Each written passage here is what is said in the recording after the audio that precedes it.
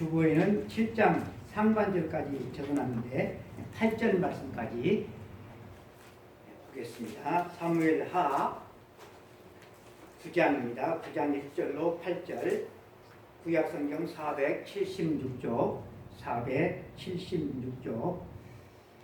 우리 다 함께 합독하시겠습니다. 다윗이 이르되 사울의 집에 아직도 남은 사람이 있느냐? 내가 요나단으로 말미암아 그 사람에게 은총을 베풀리라 하니라. 사울의 집에는 종 한 사람이 있으니 그의 이름은 시바라. 그를 다윗의 앞으로 부르매 왕이 그에게 말하되 네가 시바냐 하니 이르되 당신의 종이니이다 하니라. 왕이 이르되 사울의 집에 아직도 남은 사람이 없느냐? 내가 그 사람에게 하나님의 은총을 베풀고자 하노라 하니 시바가 왕께 아뢰되 요나단의 아들 하나가 있는데 다리 저는 자니이다 하니라. 왕이 그에게 말하되 그가 어디 있느냐 하니 시바가 왕께 아뢰되 로드발 암미엘의 아들 마길의 집에 있나이다 하니라. 다윗 왕이 사람을 보내어 로드발 암미엘의 아들 마길의 집에서 그를 데려오니 사울의 손자 요나단의 아들 무비보셋이 다윗에게 나와 그 앞에 엎드려 절하매 다윗이 이르되 무비보셋이여 하니 그가 이르기를 보소서 당신의 종이니이다. 다윗이 그에게 이르되 무서워하지 말라. 내가 반드시 네 아버지 요나단으로 말미암아 네게 은총을 베풀리라. 내가 네 할아버지 사울의 모든 밭을 다 내게 도로 주겠고 또 너는 항상 내 앞에서 떡을 먹을지니라 하니 그가 절하여 이르되 이 종이 무엇이기에 왕께서 죽은 개 같은 나를 돌아보시나이까 하니라. 아멘. 오늘 우리가 읽은 본문 말씀을 통하여서 다윗 이야기 13번째 다윗과 무비보셋이라고 하는 제목으로 하나님의 말씀을 나눌 때 하나님께서 깨닫는 은혜, 또 이 하나님의 말씀에 우리도 순종하는 귀한 은혜가 있기를 바랍니다. 아멘. 오늘 제목이 다윗과 무비보셋인데 무비보셋이 누군가 하면 다윗의 절친인 요나단의 아들입니다. 요나단은 또 누구죠? 사울 왕의 장남이기도 합니다. 무비보셋이 어린 나이 5살이었을 때 사울 왕의 궁정에 아주 끔찍한 소식이 하나 달아들었습니다. 그것은 이스라엘이 블레셋과의 전쟁에서 패했다는 소식이고요. 그리고 또 하나는 이 전쟁에서 왕인 사울 왕도 전사하고 사울 왕의 세 아들 요나단, 아비나답, 말기수와 이 왕자도 다 전사했다는 비보가 전해졌습니다. 궁전은 이 소식을 접한 뒤에 온통 공포의 도가니에 빠졌습니다. 블레셋 사람들은 가나안 땅에서 많은 족속들 가운데 이 블레셋인들은 잔혹하기로 유명했습니다. 이스라엘이 패하고 왕도 죽고 모든 왕자들도 죽어버린 이 시점에 궁전에 남아있는 사람들이 어떻게 될 것인가? 파괴와 살상의 대상거리가 될 것은 뻔했습니다. 게다가 아직도 소탕되지 않고 있는 사울 왕이 그렇게 잡아 죽이기를 원했던 다윗과 그의 일당들도 커다란 불안거리였습니다. 누가 봐도 한 20년 동안이나 사울 왕에게 쫓겨다니던 다윗과 그의 일당들이 이 사울 왕의 궁전에 쳐들어와서 궁전에 남아있는 모든 사람들을 다 죽이지 말라는 법은 없는 것이잖아요. 상황에서 최악 말고는 달리 기대할 것은 없었습니다. 궁궐 안에 모든 왕의 가족들과 신하들 또는 하인들은 그들이 선택할 수 있는, 살기 위해서 선택할 수 있는 것은 딱 하나, 뭐죠? 걸음아 나살려라, 도망치는 것밖에 없었습니다. 무비보셋의 유모가 당시 5살 된 이 아기를 등에 업고 허겁지겁 도망을 치다가 그만 다리를 잘못 디뎌가지고 넘어지고 말아요. 근데 엎어져도 코가 깨진다고 이 넘어진 이 유모의 다리가 다쳐야 되는데 업고 있던 이 아이의 발목이 부러져 버리고 말았어요. 그것도 한쪽이 아니라 양쪽 발목이 다 부러져 버렸습니다. 자지러지게 우는 이 아이를 입을 틀어막고 요단강 계곡 동쪽에 위치한 작은 마을인 로드바를 향하여서 황급히 도망을 치게 되어집니다. 의원에게 제때 치료를 받지 못한 이 아이는 평생 걷지 못하는 2다리 부부가 되어버리고 말았습니다. 저는 이 무비보셋을 업고 도망치는 이 유모의 모습에서 요나단의 모습이 캡처가 됩니다. 무비보셋의 엄마는 도대체 어디 가버리고 성경에 나오지를 않아요. 근데 이 유모가 이 유모의 모습을 통하여서 요나단이 이 유모에게 아주 잔혹하게 대했다고 한다면 자기 목숨이 경각에 달려있는 이 황급한 상황에 혼자 주력남을 쳐도 잡힐까 말까 그 위급한 상황에서 아이까지 등치 없고 도망을 가요. 무비보셋은 다행히도 유모의 도움을 받아서 로드발이라고 하는 마을에서 살게 되어져요. 비록 2다리 부부가 되어서 오늘 말씀 보면 마귀의 집에서 살잖아. 자기 집도 아니야. 남의 집에서 사. 몸이라도 건강했으면 남의 집에서 일이라도 좀 해주면서 살았을 텐데 2다리 부부가 이러면 뭘 할 수 있겠어요? 그야말로 비참한 눈총을 받으면서 삶을 이어갔겠죠. 사울왕의 장자 요나단의 아들입니다. 사울 가문에 유일하게 남아있는 후손입니다. 하지만 이러한 사실을 유모와 무비보셋은 결코 입 밖에 내지 않았을 것입니다. 왜냐하면 알려지면 어떻게 되죠? 유모도 무비보셋도 그리고 이 마길이라고 하는 사람도 목숨이 위태해질 것은 뻔했기 때문에 그는 왕족이라고 하는 신분을 숨기고 살아실 것이 분명합니다. 2다리가 부부였으니 그것도 남의 집에서 천덕꾸러기가 되었으니 이 왕자는 자존감이 밑바닥이었을 것입니다. 어느 날 갑자기 꼬여버린 그의 인생은 과연 누구의 잘못이 되겠습니까? 이 모든 것들이 너무나 그가 어렸을 때 일어난 사고였기 때문에 이 무비보셋의 잘못을 우리가 찾기는 어려워요. 그 원인, 이스라엘의 패전, 할아버지와 아버지와 삼촌들의 전사, 또 황급히 도망 나오다가 일어난 불의의 사고로 1급 장애인이 되었습니다. 무비보셋이 잘못한 것은 없어요.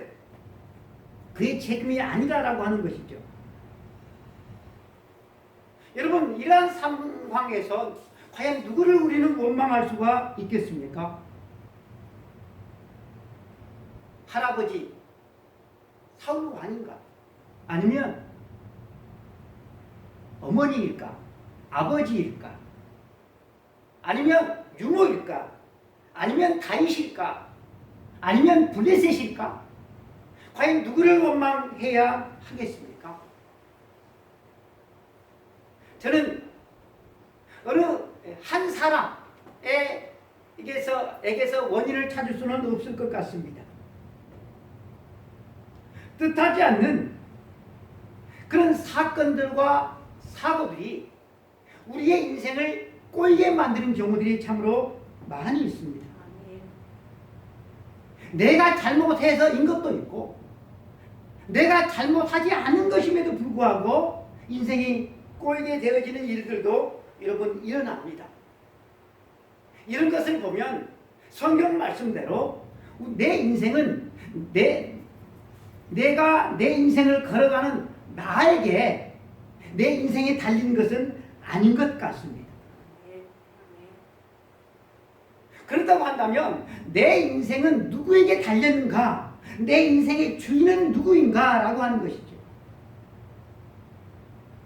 뜻하지 않는 사건과 사고로 일어나는 일들, 우리는 이것을 받아들일 수밖에 없어요.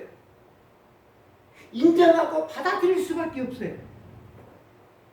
누구를 탓하면 거기는 답이 안 나와요. 그것을 인정하고 받아들이고 그 다음에 우리가 해야 될 것이 뭐예요?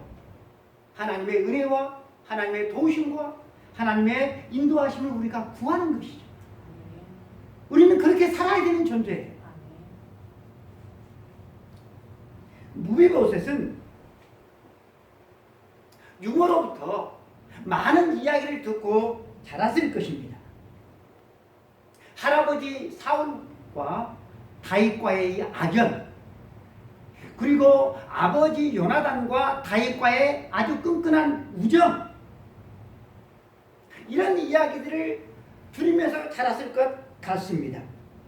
과거에 대해서 유모가 좋게 말하든 아니면 더 나쁘게 말하든 그런 이야기들이 무비보셋이 지금 현재 당한 이 불구에 대해서 결코 답은 되지 못했을 것 같습니다. 모든 사람들이 또 뭐 사건들이 이렇게 어우러져 가지고 무비보셋의 삶을 망가뜨려 놓았습니다. 그래도 다윗은 신체라도 건강했는데 자신은 두 다리가 다 절름발이가 되어버렸습니다. 현재 다윗은 승리자요, 자신은 패배자이며 1급 장애인이 되어 있고 고아입니다. 여러분, 우리가 이 무비보셋의 처지라고 한다면 과연 내 불행의 원인을 어디서 찾고, 그리고 나는 과연 그 속에서 어떻게 살았을 것 같습니까? 상상 한번 해보세요.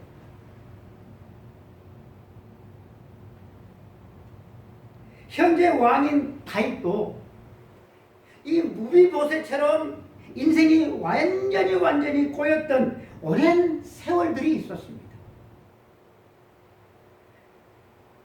그 속에서 보통 사람들이 했던, 또 무비보셋이 했던 조부를 탓하고 아버지를 탓하고 다윗을 탓하고 블레셋을 탓하고 또 뭐 유모를 탓하고 이렇게 원망하면서 살 수 있었지만 다윗은 그 길을 선택하지를 않았어요.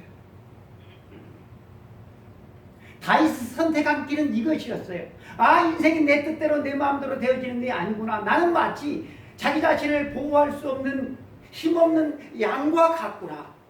힘없는 양이 살기 위해서는 목자의 목자의 음성을 전적으로 따라야만이 살 수 있는 것처럼 나의 목자 대신 주님께 온전히 붙어서 주님의 말씀에 온전히 순종하는 그런 삶을 살아야 되겠구나라고 하는 이것을 훈련하고 연단하는 기회로 삼았다라고 하는 것입니다. 다윗이 그리했다고 한다면 무비보셋도 그리해야 되는데 과연 그렇게 했을까요?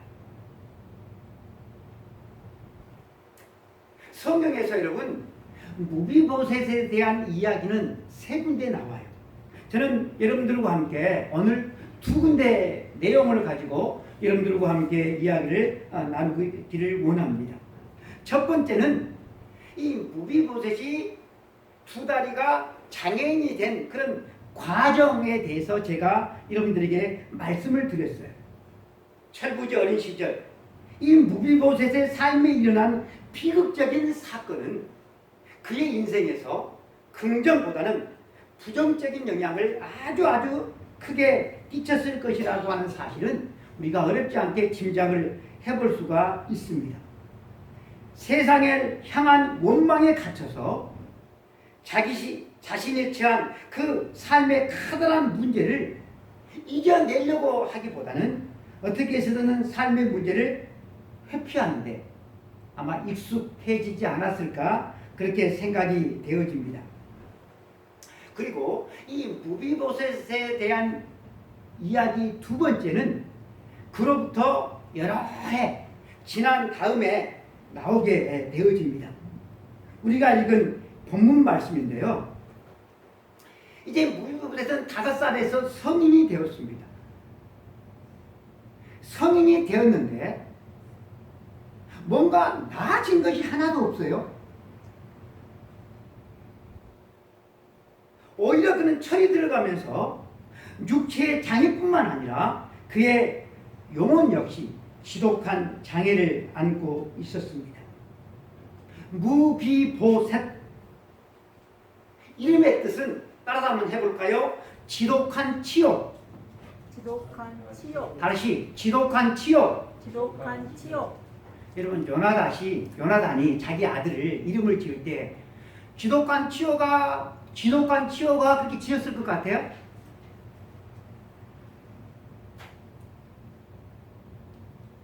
저는 아니라고 봐요. 그런데 자기 이름에 맞는 그런 비참한 끔찍한 지독한 치욕의 삶을 지금까지 무비보셋은 살아오고 있었어요. 5살 이후 그는 한 번도 뛰어본 적이 없어요. 어느 나라 속담인지는 모르겠지만 이런 속담이 있더라고요. 비단 신을 신지 못한 아이는 앉은 뱅이를 볼 때까지 운다. 조집사님, 무슨 뜻일까요?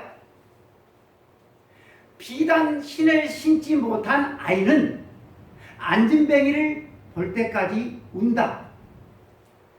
알 수 있는 속담이죠? 조집사님. 그렇죠. 구모 집사님은 어떻게 무슨 뜻인지 알겠죠?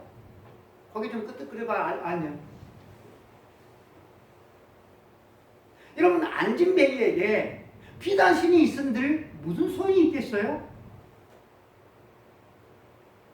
맨발로 다녀도 다 떨어진 신발로 다녀도 두 다리가 있는 건강한 사람은 언젠가 나도 비단신을 신을 수 있겠지 하고 하는 희망을 가질 수는 있어요. 그러나 두 다리가 불구인 사람은 비단신을 신겨줘봐야 무슨 소용이 있어요? 차라리 비단신보다는 뭘 원해요? 건강한 두 다리를 원한다라고 하는 거예요. 무비보셋에게 비단신이 무슨 소용이 있겠어요?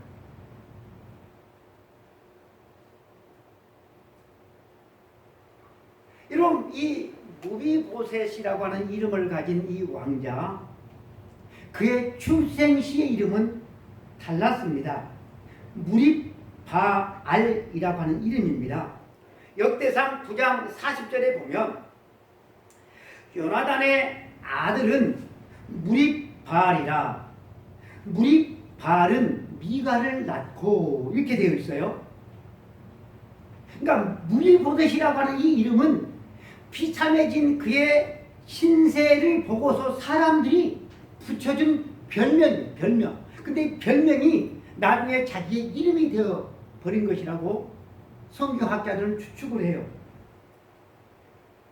비참하게 살던 이 무리보셋에게 어느 날 사람들이 찾아왔어요. 로두발까지. 그러면서 하는 말이 예루살렘에서 다윗 왕이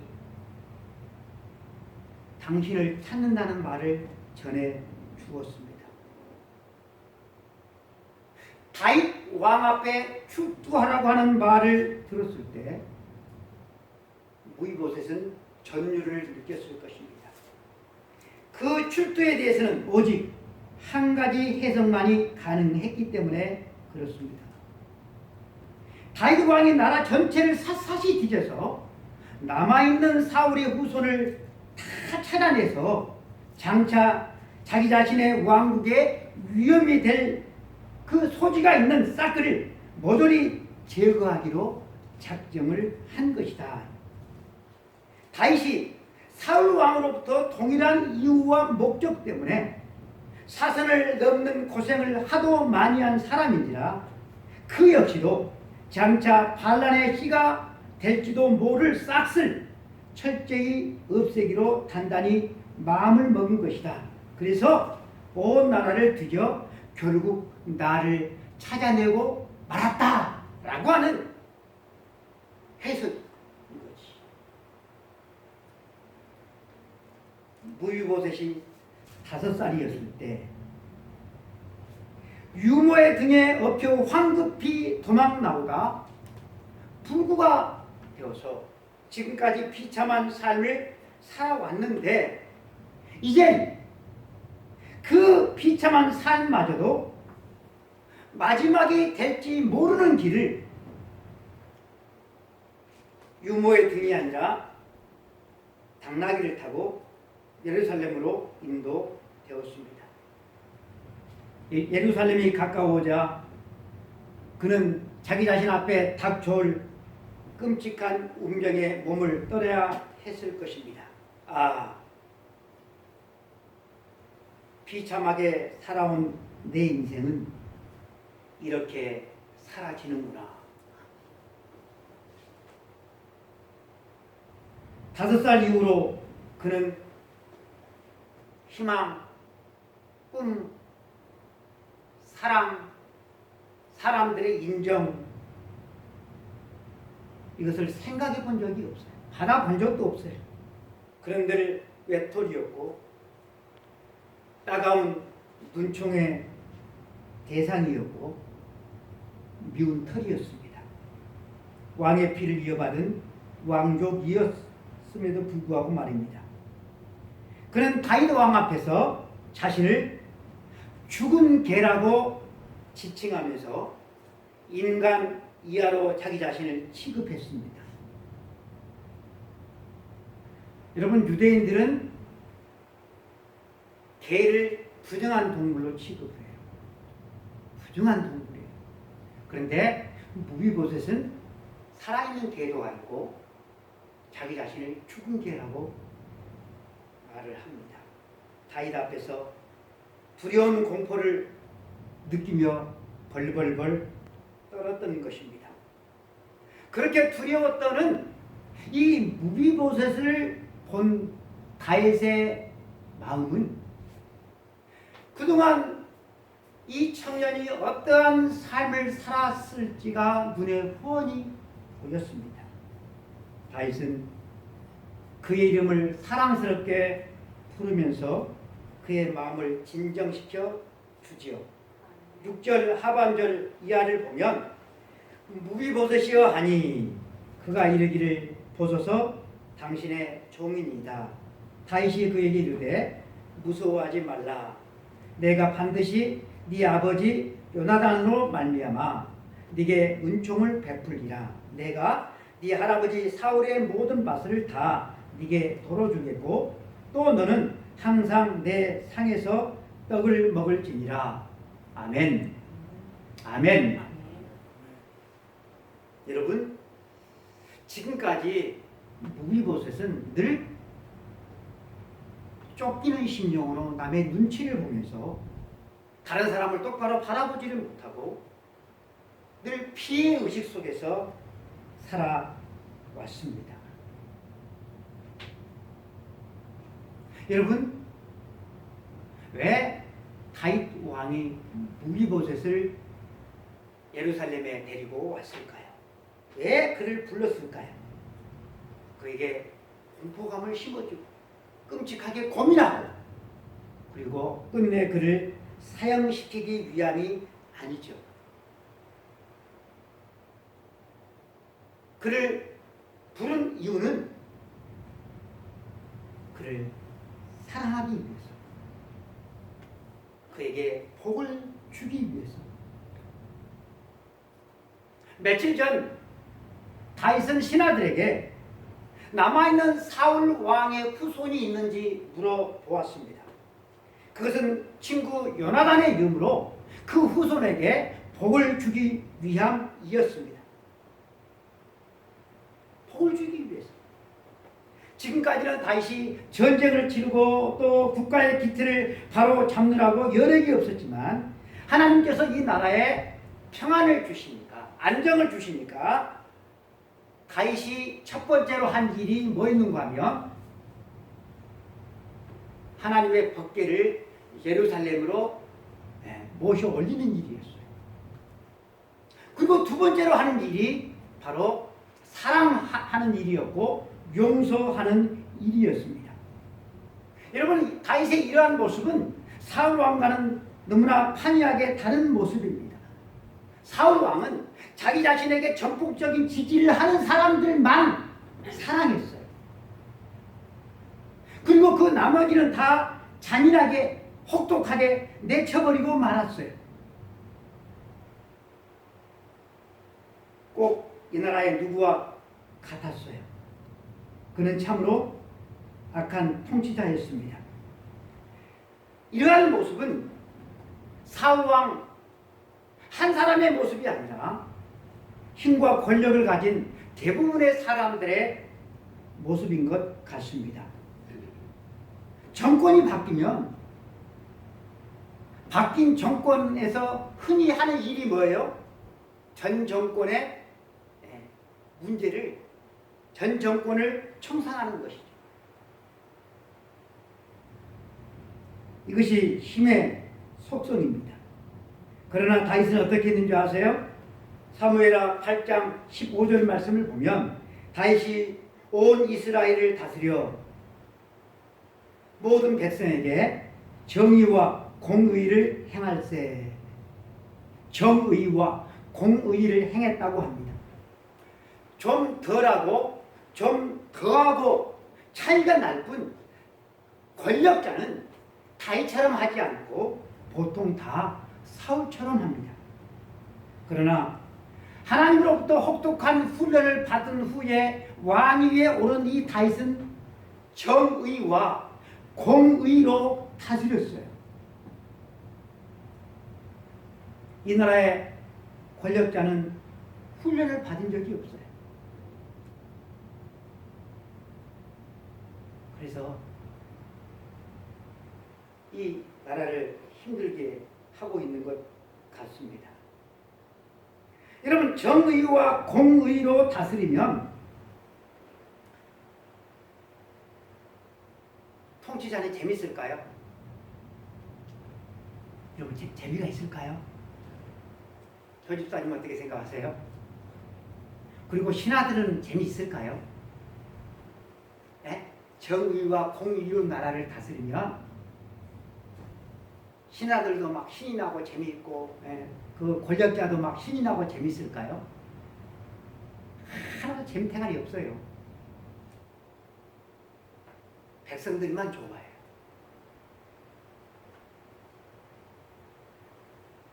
예수님께서 그렇게 처음에 메시아로서 사역을 하시니까 백성들이 얼마나 좋아했는지를 몰라요. 예수님께서 병도 고치고 귀신도 쫓아내고 먹을 것도 해결해 주니까 얼마나 많은 무리들이 예수님을 따라다니는지를 몰라요. 그러나 주님께서 가고자 하는 길이 자기 자신들이 원하는 길이 아니었을 때 그들은 예수님을 십자가에 못 박으라고 고래고래 고함을 쳤어요. 여러분, 진리를 따르는 길은 그렇게 쉽지 않습니다. 만만하지 않아요. 우리가 사는 세상은 진리를 따르는 그런 권력 세상이 아니에요.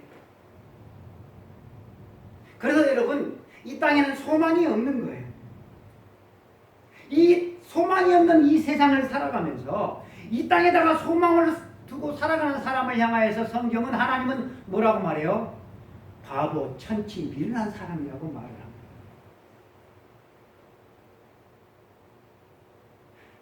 그래서 여러분, 하나님께서 하나님의 거룩한 백성들에게 뭘 약속하십니까? 새 나라와 새 땅을, 새 하늘과 새 땅을, 하나님의 나라를 여러분 약속하고 있는 것입니다. 이 세상에서 하나님의 뜻을 따라서 하나님의 법을 따라서 통치를 하고 그렇게 살아가는 것은 좁은 문이고 좁은 길입니다. 하나님의 진리뿐만 아니라 세상의 진리를 가지고 살아가는 것도 험난해요. 험난해요.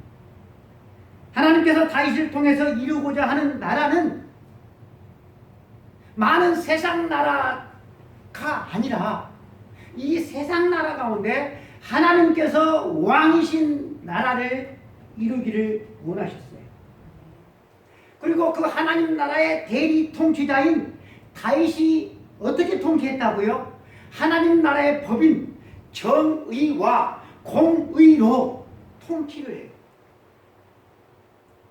윤 대통령이 말하던 공정과 상식이 통하는 나라는 이런 말로만 한다고 되어지는 게 아니에요. 자기 자신의 기득권, 자기 자신의 권리를 포기해야만 가능한 거예요. 자기 자신의 기득권, 자기 자신의 권리를 지키려 한다면 결코 공정과 상식이 통하는 나라를 만들기는 여러분 불가능한 것입니다. 여러분, 나의 권리를, 작은 나의 권리라도 포기하는 것이 얼마나 어려운 일인지 아시죠? 내 권리라고 하면 죽을 때까지 그걸 붙잡고 있어요. 그 인간이에요, 인간. 내 권리를 내가 붙잡는 것은 여러분 그것은 세상의 가치고 세상의 법이에요. 여러분, 하나님의 나라는 내 권리를 내가 마음껏 누리는 것이 아니라 내 권리를 포기하는 것입니다. 그래서 그 나라는 섬김을 받는 자가 왕이 아니라 섬기는 자가 왕이라고 하셨어요. 그 나라는 사랑으로 종이 되는 사람이 왕이라고 하셨어요. 그래서 그 나라의 주인이신 우리 주님께서 이 땅에 섬기는 자로 오셨고 당신의 생명을 대속물로 주시기 위해서 오신 것입니다. 여러분, 무비보셋은 5살 이후로 한 번도 따뜻한 사랑과 섬김을 받아본 적이 없어요. 그런데 그 따뜻한 사랑과 섬김을 누구로부터 받습니까? 조부 사울 왕이 죽이려고 했던 다윗으로부터 그 사랑과 섬김을 받게 되어집니다.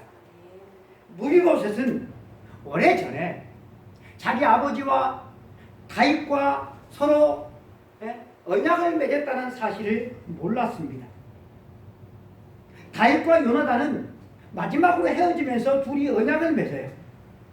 사무엘상 20장 14절 이하에 너는 내가 사는 날 동안에 여호와의 인자하심을 베풀어서 나를 죽지 않게 할 뿐 아니라 여호와께서 너 다윗의 대적들을 지면에서 다 끊어버리신 때에도 너는 네 인자함을 내 집에서 영원히 끊어버리지 말라.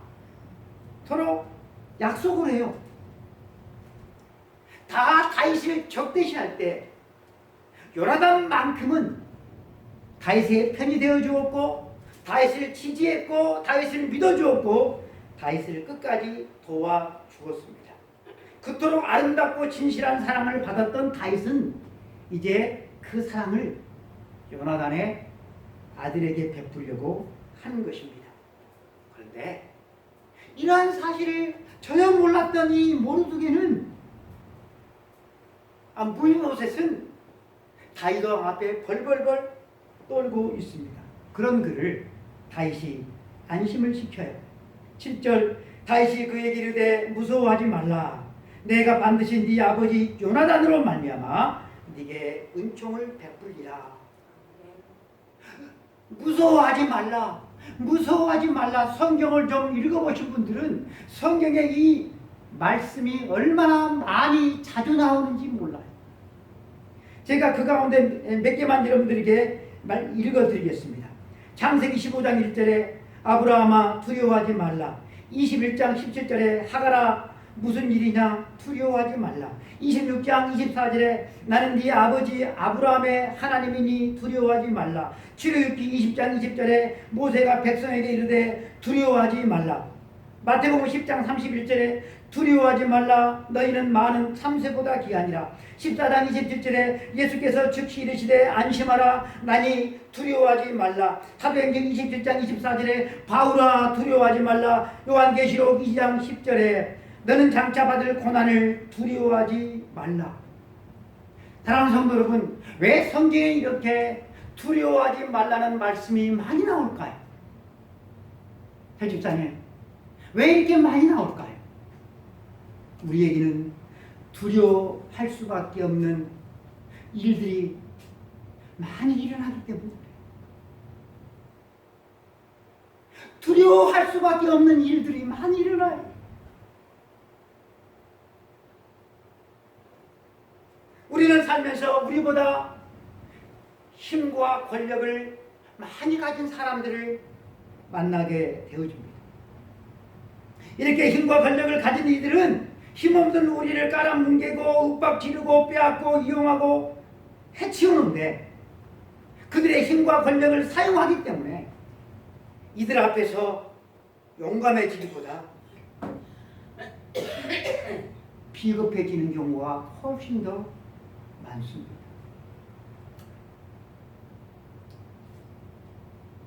그래서 베드로가 예수님을 3번이나 부인하잖아요. 저는 살아있는 권력 앞에 비겁해진 수많은 공직자들을 청문회에서 수도 없이 요즘 보고 있습니다. 자기 욕망을 위해서 국민을 이용하는 권력자는 많지만 공평과 정의로 통치하면서 백성을 안심시키는 권력자는 그리 많지 않습니다. 힘으로 윽박지를 대상은 열심히 일하는, 정직하게 일하는 선량한 그런 사람들이 아니라 불법을 저지르는 사람들에게 힘으로 윽박지르고 그리고 선량한 백성들에게는 안심을 시켜주는 통치자가 여러분 필요한 것입니다. 우리 하나님께서 그리하시고 예수님께서도 그리하시고 그리고 다윗 왕도 그리하고 있습니다.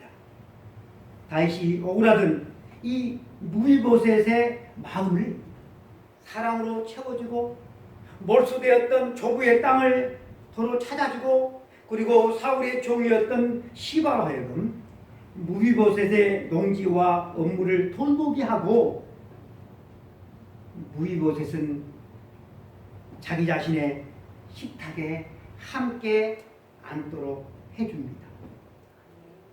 이 자리는 원래 무비보셋이 있어야 될 그런 자리죠. 이러한 기적 주인공이 되었는데 이 일을 위해서 여러분 무비보셋이 무엇을 했습니까? 그가 한 것은 하나도 없어요. 그가 다윗에게 사랑을 받을 수 있었던 이유는 자신에게는 하나도 없어요. 하나님과 요나단과 그리고 다윗 왕에게 있어요. 다윗이 요나단과 맺었던 그 약속을 얼마든지 여러분 무시해버릴 수 있어요. 약속을 무시해버리고 약속을 깨버리는 그것을 잘하는 존재가 우리 인간이잖아요. 하지만 다윗은 하나님 앞에서 하나님의 이름을 걸고 한 약속을 지킵니다.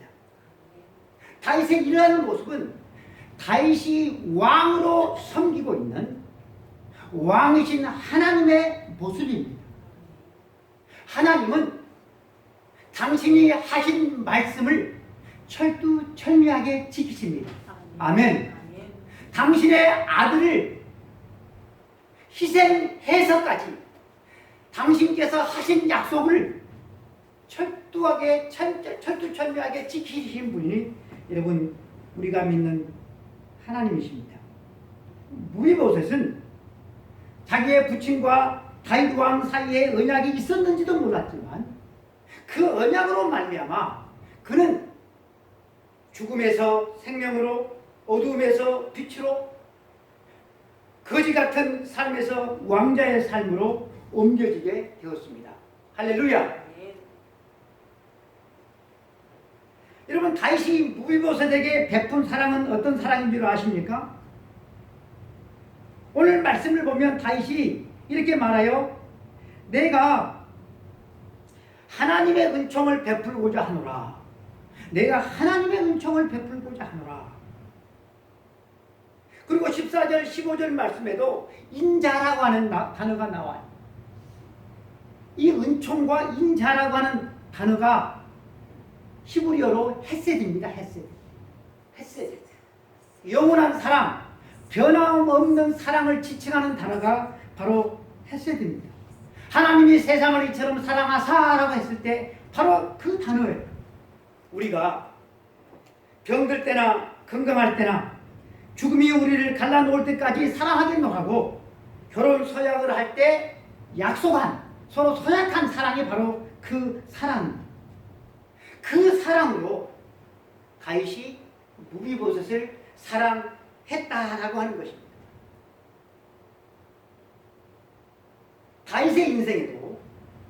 다윗의 인생에도 무비보셋처럼 어느 순간 갑자기 인생이 꼬였던 적이 있습니다. 다윗이 잘못한 것 하나도 없어요. 다윗이 한 것은 하나님께 순종했을 뿐이고 사울 왕과 나라에 충성한 것밖에 없어요. 다윗의 인생을 꼬이게 한 장본인이 누굽니까? 나라의 최고 권력자 사울 왕이었어요. 그 때문에 꼬여버린 다윗은 20년 동안 도망자로 살아야만 했습니다. 왕이 된 다윗은 자기의 인생을 꼬이게 만든 사울 왕의 손자를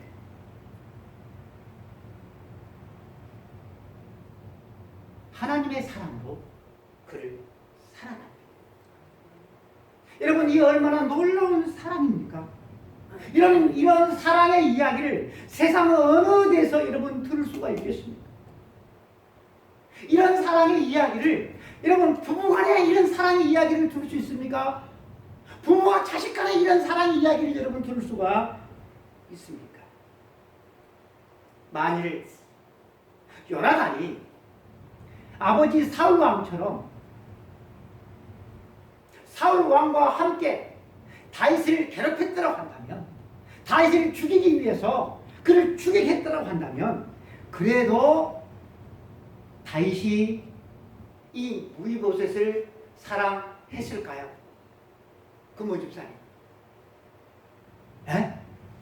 그래도 사랑했을까요? 조 집사님, 사랑했을 것 같아요? 아니죠. 아니죠. 그런데 여러분, 그러한 사랑을 하신 분이 계셔요. 누구죠? 우리 여호와 하나님이십니다. 여호와 하나님. 우리가 하나님을 알지도 못했습니다. 우리가 죄악 중에 있었어요. 지금 우리가 하나님의 은혜와 사랑을 알고 우리가 하나님 앞에 하는 짓을 보면 우리가 어떠한 죄인인지 머리끝부터 발끝까지 우리 안에 도대체 뭐가 있는지 알 수 있잖아요. 그런 쓸모없는 우리를 위해서 하나님께서 하신 일이 뭐예요? 당신의 아들을 나를 위해서 십자가에 내어주셨다.